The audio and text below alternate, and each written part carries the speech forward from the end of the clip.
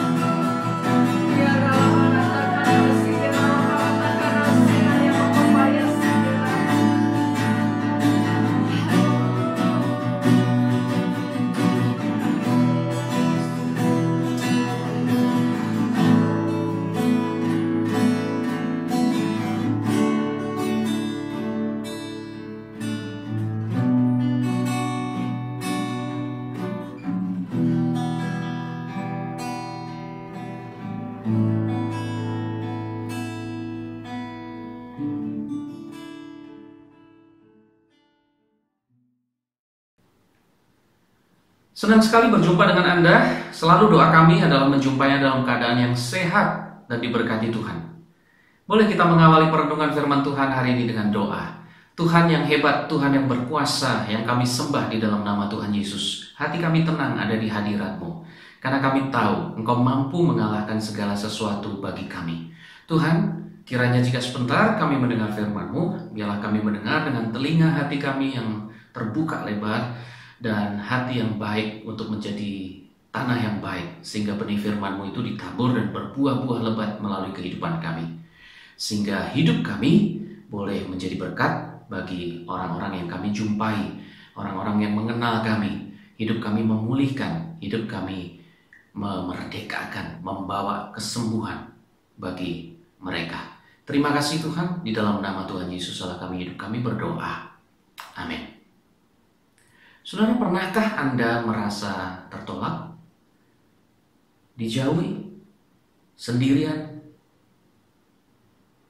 gagal, belum lagi masalah bertubi-tubi, seolah-olah tidak pernah selesai?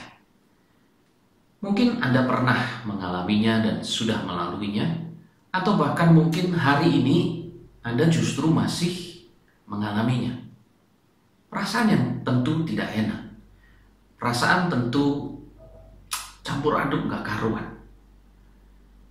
Saya kemudian teringat dengan sebuah percakapan antara Yesus dan seorang perempuan Samaria.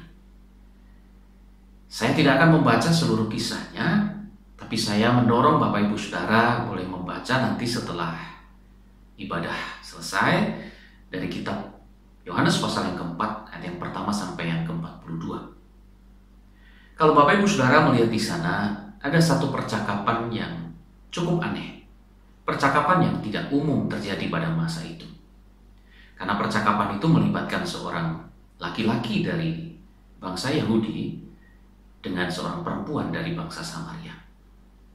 Bapak Ibu Saudaraku, tapi yang luar biasa, percakapan yang aneh dan tidak umum itu adalah percakapan yang mengubahkan, percakapan yang menyembuhkan.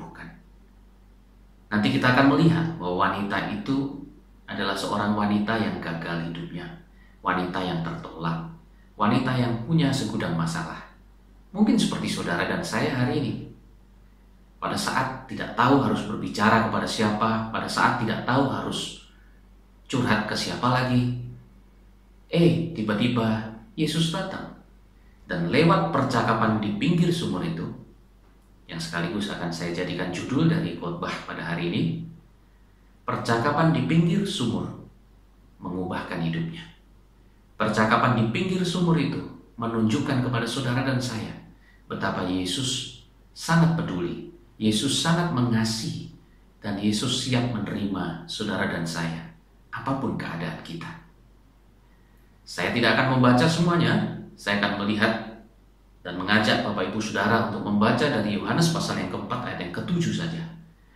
Firman Allah berkata, maka datanglah seorang perempuan Samaria hendak menimba air. Kata Yesus kepadanya, berilah aku minum. Bapak Ibu Saudara, sekali lagi saya tegaskan bahwa kalau kita melihat sekilas, apalagi kita melihat dalam konteks zaman sekarang, percakapan ini tidak aneh. Percakapan ini normal-normal aja. Tetapi kalau kita melihat konteks pada masa itu, budaya pada saat itu, ini percakapan yang tidak seharusnya terjadi. Kita akan melihat beberapa alasan kenapa percakapan ini tidak seharusnya terjadi. Apa yang membuat percakapan ini cukup aneh dikerjakan pada masa itu?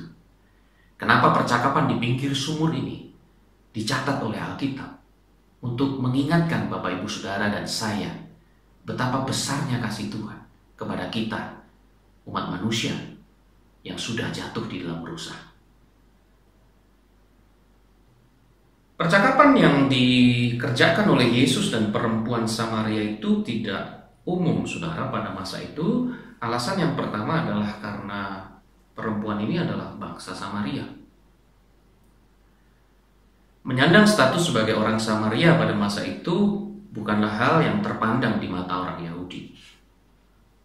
Bahkan kalau kita melihat Yohanes pasal yang keempat, ayat yang keempat, Yohanes menulis dalam kitab Injil dengan catatan khusus bahwa orang Yahudi tidak bergaul dengan orang Samaria. Sejarah mencatat bahwa orang Samaria dan orang Yahudi memiliki catatan perseteruan yang panjang dalam peribadatan mereka. Meskipun mereka sama-sama orang Israel, berasal dari akar yang sama, tetapi keputusan orang Samaria untuk menikahi orang-orang dari negeri lain dan menyembah dengan cara yang berbeda, mereka menyembah di gunung-gunung, saudara, maka itu membuat ada sebuah perselisihan yang tajam antara orang Yahudi dan orang Samaria. Jadi Bapak Ibu Saudara, alasan yang pertama ini menjelaskan kepada setiap kita kenapa percakapan itu adalah percakapan yang sangat aneh.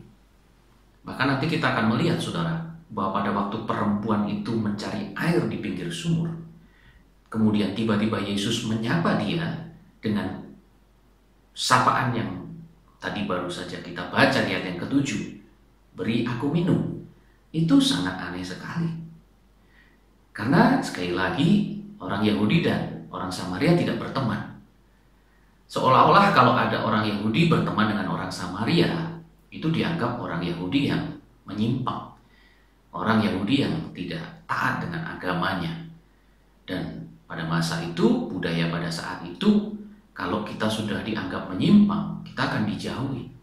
Kita akan dianggap sebagai orang sesat juga. Nah, Bapak Ibu Saudara, jadi kalau Yesus kemudian menyapa perempuan Samaria itu, sesuatu yang tidak seharusnya terjadi, saudara. Jadi ini alasan yang pertama, kenapa percakapan itu adalah percakapan yang sebetulnya tidak umum. Ya, percakapan yang tidak seharusnya terjadi. Itu yang pertama. Nah, yang kedua, catat baik-baik bahwa yang diceritakan di sini, yang disapa oleh Yesus adalah seorang perempuan. Dia bukan hanya bangsa Samaria, tetapi dia adalah seorang perempuan. Kita tahu dalam budaya pada masa itu yang menganut patrilineal, perempuan tidak mendapat posisi yang utama. Dengan kata lain, yang menyapa tidak seharusnya laki-lakinya terlebih dahulu. Kecuali laki-lakinya iseng gitu ya. Kecuali laki-laki iseng mau godain perempuan. Nah, itu ceritanya lain lagi. Tetapi dalam kasus ini, saudaraku, Yesus sebagai seorang laki-laki yang dalam tanda kutip pada masa itu derajatnya lebih tinggi, tidak semestinya dia menyapa.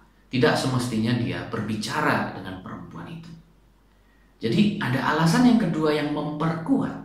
Seharusnya Yesus tidak perlu bercakap-cakap dengan perempuan itu. Nah, alasan yang ketiga, dalam cerita yang panjang ini, dari ayat yang pertama sampai 42, kita menemukan bahwa perempuan Samaria ini bukan hanya seorang Samaria, bukan hanya seorang perempuan, tetapi dia juga adalah orang yang gagal, terutama dalam urusan cinta. Gagal dalam rumah tangganya. Kita baca Yohanes pasal 4 ayat 17 sampai 18. Kata perempuan itu, aku tidak mempunyai suami. Kata Yesus kepadanya, tepat katamu bahwa engkau tidak mempunyai suami. Sebab engkau sudah mempunyai 5 suami. Wow, saudara, jadi sudah 5 kali menikah. Ya, dan gagal, suami pertama, suami kedua gagal lagi, suami ketiga gagal lagi, masih berpengharapan dengan suami keempat, gagal lagi, suami kelima gagal lagi. Mungkin karena sudah gagal 5 kali, dia kemudian give up, menyerah dengan pernikahan dan memilih untuk kumpul kebo karena dikatakan bahwa engkau saat ini ya tidak punya suami ya.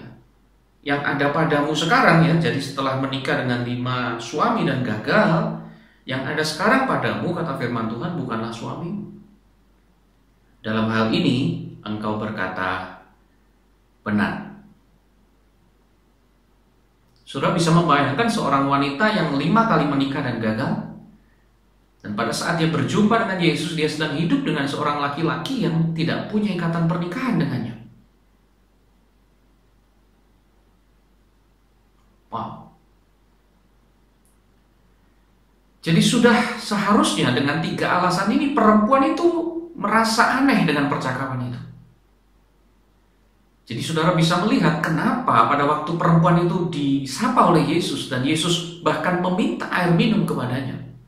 Perempuan itu kemudian begitu kaget, begitu syok. Kenapa saudara? Karena sekali lagi 3 alasan ini sudah cukup kuat untuk dia tidak perlu diajak ngomong dan dia tidak akan merasa Yesus jahat kalau dia tidak ngajak ngomong dia. Kenapa? Karena dia seorang Samaria, dia seorang perempuan dan dia seorang yang gagal sekali dengan hidupnya. Tapi Yesus tetap menyapa dia. Tapi Yesus tetap bercakap-cakap dengan perempuan itu. Luar biasa. Luar biasa saya boleh katakan. Belum lagi alasan yang keempat. Kalau kita melihat kebiasaan pada masa itu di mana umumnya para wanita Timur Tengah itu mengambil air di sumur rame-rame. Ya. Perempuan Samaria ini ditolak oleh perempuan sebangsanya. Ini adalah satu tanda, saudara, bahwa perempuan Samaria ini mungkin mengalami penolakan oleh sesama perempuan, bahkan perempuan sebangsanya. Sehingga dia harus pergi sendirian ke sumur tanpa ada siapapun di sekelilingnya di siang hari yang terik lagi. Halo? Saudara, kira-kira kalau bekerja, pergi keluar, saudara lebih memilih pada waktu teduh, pagi misal, masih matahari belum terlalu terik, atau mungkin menjelang sore pada saat mungkin sudah ada mendung di sana sehingga kita tidak terlalu panas, atau malah di tengah-tengah hari yang pada waktu panas lagi terik-teriknya. Aneh bukan? Perempuan ini keluar di tengah hari pada waktu matahari bersinar sangat terik, karena dicatat oleh Alkitab sangat terik. Itu kenapa Yesus sampai ada di pinggir sumur itu pada waktu murid-muridnya pergi ke kota, dan dikatakan oleh firman Tuhan Yesus sangat kelelahan pada saat itu dan dia minta minum kepada perempuan itu. Dan Yesus harusnya tahu persis bahwa dia adalah bangsa Samaria, dia seorang perempuan dan dia hidup dalam kegagalan. Bahkan Alkitab dengan jelas mencatat pada waktu Yesus menyatakan kebenaran, wanita itu kagetnya bukan main. Kenapa? Wah, itu semua yang dikatakan Yesus benar. Artinya Yesus tahu dong 3 alasan tadi. Belum lagi yang keempat, Yesus sudah tahu persis bahwa di tengah siang bolong tiba-tiba ada perempuan nyari air di terik matahari kayak begini sendirian pula. Wah, ini pasti orang yang gak punya teman, dijauhi sama teman-temannya. Ya, saudara bisa melihat hari ini saya memaparkan 4 alasan yang kalau kita cermati sebenarnya menguatkan sebuah sebuah alasan bahwa perempuan ini nggak perlu diajak ngomong. Saya ulang lagi ya, karena dia orang Samaria, beribadahnya beda, caranya beda. Dia perempuan. Saya bicara konteks pada masa itu ya. Dia yang harusnya menyapa, bahkan mungkin mungguk-mungguk kata orang Jawa, menyembah gitu ya, hormat sama saya karena saya laki-laki. Belum lagi kalau saya tahu dia ini gagal dalam hidupnya, dia tidak berhasil. Kalau kita ketemu sama orang yang berhasil hidupnya, waduh, kita hormat. Tapi kalau kita ketemu sama orang yang gagal, bahkan gagalnya berkali-kali, bagaimana saudara? Saya yakin kok Anda pun kalau ketemu dengan orang yang gagal hidupnya, bahkan gagalnya berkali-kali, sulit sekali kita untuk angkat topi dan hormat sama dia, betul nggak? Apalagi kita tahu bahwa dia juga nggak punya teman, dijauhi oleh teman-temannya, dia sendirian, mungkin dia suka mojok di kelas gitu ya, nggak punya teman gitu ya, atau dia suka mojok di kantor. Kalau di kantor waktu makan siang nggak pernah sama teman-temannya karena teman-temannya jauhi dia. Saudara, alasan-alasan ini menguatkan bahwa dia adalah orang yang tertolak, dia orang yang gagal, dia orang yang ya sebetulnya nggak penting-penting banget untuk kita ajak bicara, betul nggak? Inilah 4 alasan yang saya mau saudara lihat. Inilah ada 4 hal kuat yang mengingatkan saudara dan saya sebuah posisi manusiawi di mana seorang manusia merasa gagal dengan hidupnya, merasa sudah tidak layak dengan hidupnya, bahkan mungkin merasa dalam kondisi sudah tidak punya siapa-siapa lagi untuk diajak bicara, untuk diajak curhat, untuk diajak untuk mencari solusi bagi kehidupannya. Belum lagi masalahnya juga belum selesai, dia masih dilingkari oleh lingkaran masalah yang gak ada habisnya. Saudara bisa membayangkan kalau Bapak Ibu Saudara ada di posisi itu dan saudara mulai berkata, Tuhan, aku nggak tahu lagi mau ngomong sama siapa. Tuhan, apa aku ini kalau datang dan doa, apakah aku ini masih diterima doa-doaku? Tuhan, aku ini pernah gagal, bahkan mungkin hari ini aku masih sering gagal. Saudara, kita merasa bahwa apakah aku masih layak di hadapanmu? Bahkan mungkin kalau kita masuk ke gereja, semua mata melotot, mereka tahu kegagalan kita, mereka tahu kejelekan kita, mereka tahu dosa-dosa kita, mereka tahu bahwa kita ini orang, mungkin kita sendiri merasa aku ini orang antik, aku ini orang yang aneh, aku ini baperan gitu ya. Saudara coba bayangkan kalau saudara ada di posisi perempuan itu. Melihatkah saudara bahwa hari ini banyak orang tidak mau bertemu dengan orang, tidak mau bahkan pergi ke gereja karena takut dihakimi, karena takut mendapat penolakan, karena takut dianggap aneh, karena takut dijauhi. Ada satu perasaan tertolak yang luar biasa ada terjadi, dan yang menyedihkan, hari-hari ini gereja Tuhan tidak melakukan seperti yang Yesus lakukan. Meskipun Yesus tahu 4 alasan itu, meskipun Yesus tahu ini orang sangat sakit kondisinya, tapi Yesus tetap menyapa dia. Yesus tetap menerima dia. Dan percakapan di pinggir sumur itu memulihkan perempuan itu. Coba lihat sekali lagi saudara, bagaimana perempuan itu juga begitu terheran-heran. Perempuan itu merasa, udahlah memang hidup saya gagal. Perempuan itu merasa, udahlah memang saya nggak tertolong. Coba lihat Yohanes pasal 4 ayat yang ke-9. Pada waktu Yesus menyapa dia, dia berkata, masakan engkau seorang Yahudi minta minum kepadaku seorang Samaria? Pada waktu itu dia masih belum tahu kalau Yesus juga tahu bahwa dia orang yang gagal, bahwa dia orang yang dijauhi oleh bangsanya sendiri. Tapi yang luar biasa, di ayat selanjutnya dikatakan begini, Yesus menjawab, jikalau engkau tahu tentang karunia Allah dan siapakah dia yang berkata kepadamu, berilah aku minum, niscaya engkau telah meminta kepadanya dan dia telah memberikan kepadamu air hidup. Wow, Yesus tetap melanjutkan, Yesus tetap menyampaikan berita kebenaran itu, berita baik itu. Dan bukan hanya itu, Yesus menawarkan keselamatan. Yesus menawarkan air kehidupan yang tidak akan haus lagi pada saat kita meminumnya. Barang siapa minum air yang akan kuberikan kepadanya, ia tidak akan haus untuk selama-lamanya, kata firman Tuhan. Sebaliknya air yang akan kuberikan kepadanya akan menjadi mata air di dalam dirinya, yang terus-menerus memancar sampai kepada hidup yang kekal. Ayo kita ulang lagi, ayo kita flashback lagi sedikit, sudah. Jangan lupa, dia orang Samaria. Jangan lupa, dia seorang perempuan. Jangan lupa, dia orang yang gagal berkali-kali. Bahkan sampai pada waktu Yesus berjumpa dengan dia masih orang yang gagal.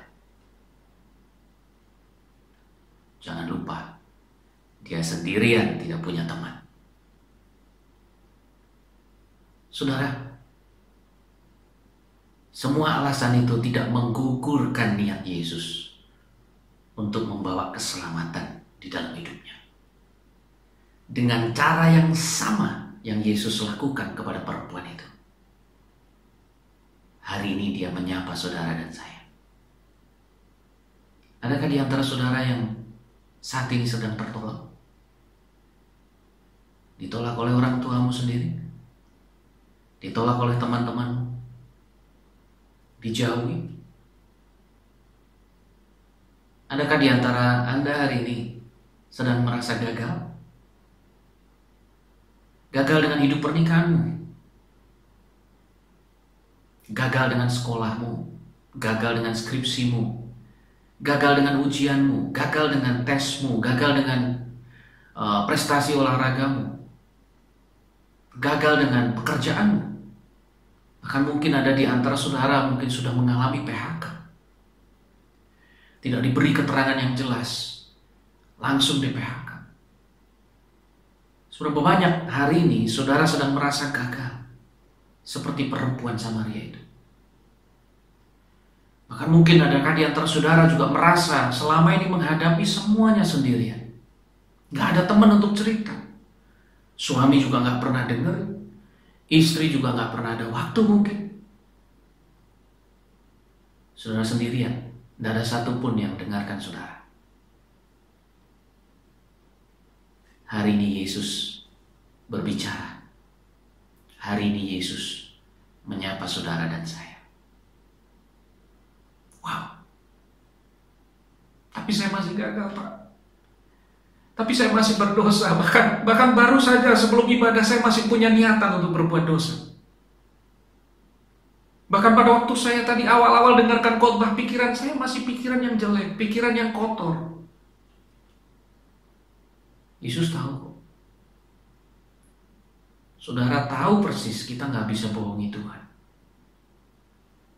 Tapi sekali lagi, itu tidak menggagalkan kasih Tuhan yang besar atas saudara dan saya. Kalau apa yang dialami oleh perempuan Samaria hari ini sedang kau alami, Yesus ada di sini buat saudara dan saya. Amin. Bukankah Roma pasal 5 ayat yang ke-8 berkata, Allah itu menunjukkan kasih-Nya kepada kita. Oleh karena Kristus telah mati untuk kita. Ketika apa, saudara? Ketika kita masih berdosa. Wow, luar biasa.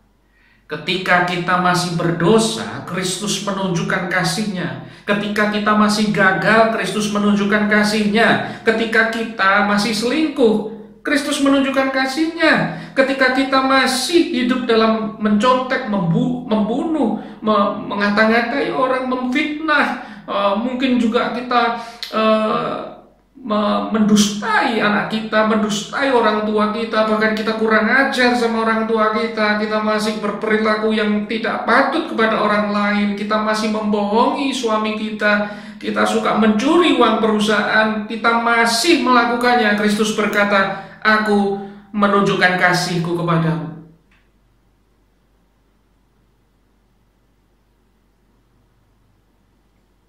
Halo?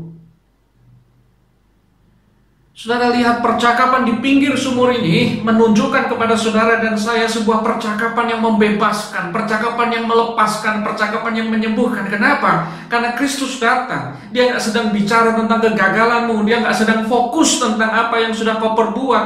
Dia tidak fokus dengan kesendirianmu, dia tidak fokus dengan rasa tertolakmu. Tetapi dia mau kita fokus dengan kasih-Nya yang besar, yang mampu memulihkan saudara dan saya. Pertanyaannya cuma satu.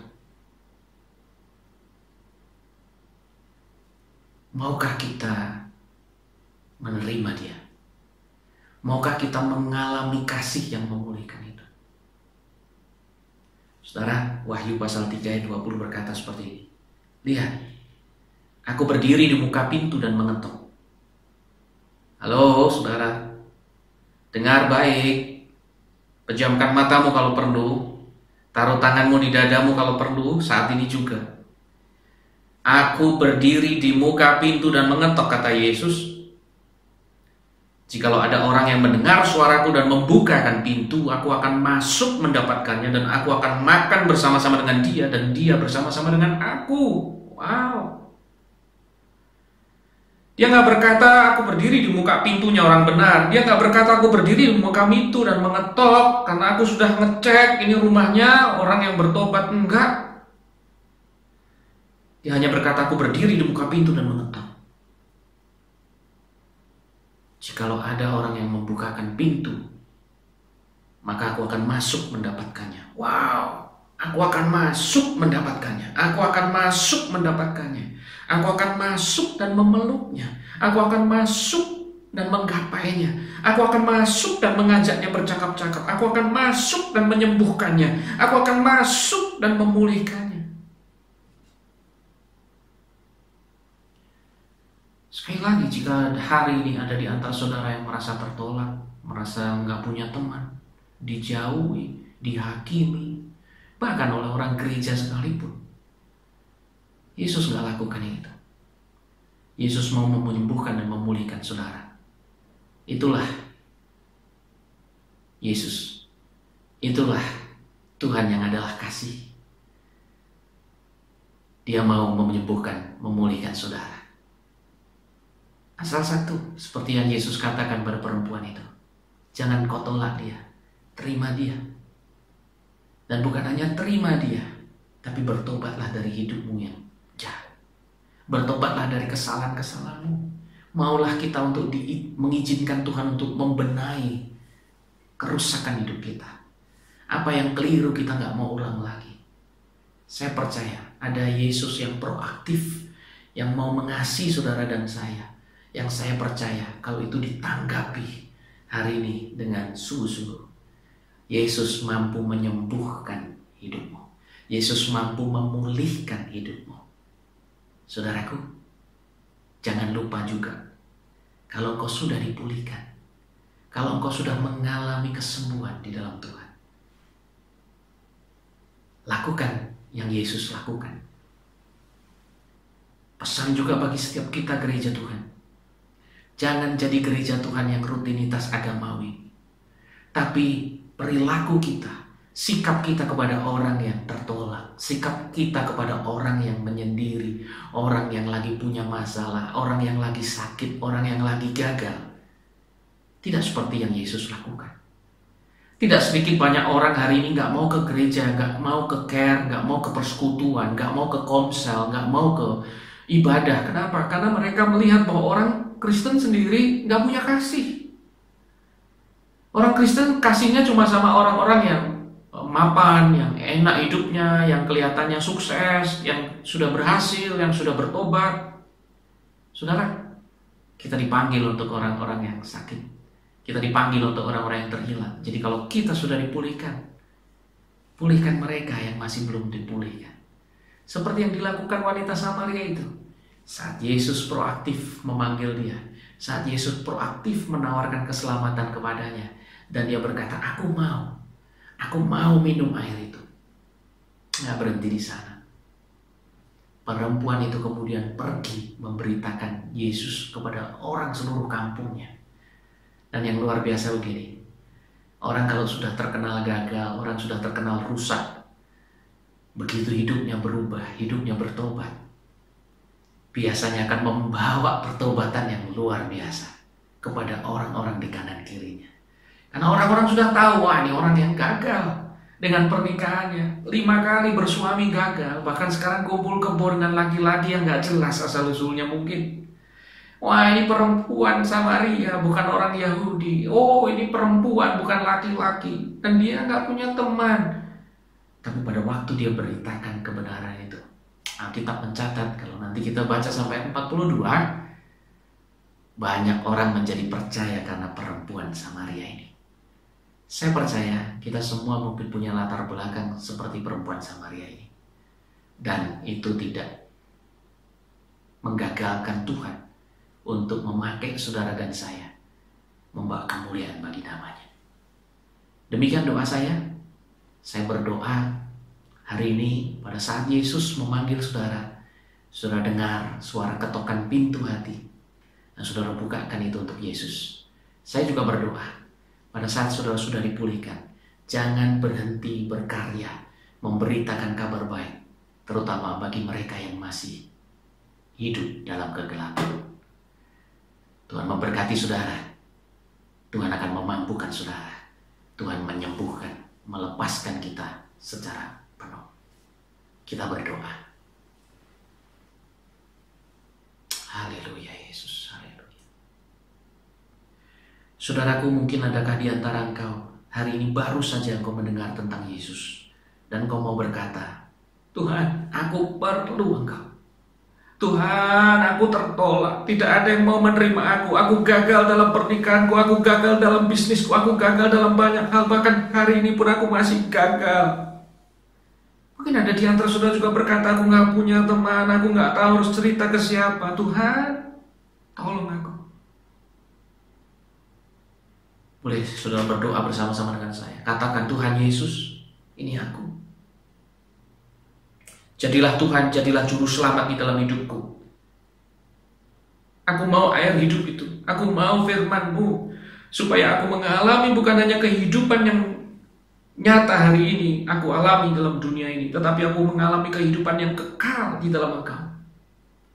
Karena sesungguhnya tidak ada satupun di dunia ini yang mampu menyelamatkan aku dan menebus aku selain Engkau, Yesus. Sembuhkan aku, Tuhan. Jadilah Tuhan, jadilah bos, jadilah Tuhan, jadilah Raja di dalam hidupku. Terima kasih, Yesus, terima kasih. Ada di antara saudara mungkin juga dalam keadaan yang tertolak, dalam keadaan yang gagal dan sendirian. Ingat Yesus. Yesus menjamah engkau hari ini. Yesus memulihkan engkau. Ya, terima kasih Tuhan. Terima kasihnya Tuhan. Terima kasihnya Tuhan yang besar, yang tidak dibatasi, yang tidak dikalahkan oleh kegagalanmu, yang tidak akan kalah oleh dosamu. Karena kasihnya sungguh teramat besar. Yes. Dan hamba juga mau berdoa untuk setiap jemaatmu yang sudah dipulihkan seperti perempuan Samaria ini. Kiranya percakapan yang sudah mereka kerjakan selama ini dengan Tuhan adalah percakapan yang menyembuhkan dan memulihkan seperti percakapan di pinggir sumur ini. Dan aku berdoa tidak berhenti di sana. Pakai kami semua Tuhan untuk membawa berita pemulihan, berita kesembuhan kepada orang-orang yang mungkin hari ini masih tertolak, masih terhilang, masih gagal hidupnya, masih dibelenggu dengan dosa. Pakai kami Tuhan untuk membawa kesembuhan, bukannya malah menghakimi, bukanlah malah sibuk menggosip di gereja, tapi biarlah gereja menjadi tempat di mana setiap orang yang datang kepadamu dipulihkan, diterima, dikasihi dengan utuh. Di dalam nama Tuhan Yesus Kristus kami berdoa. Haleluya. Amin. Tuhan memberkati saudara.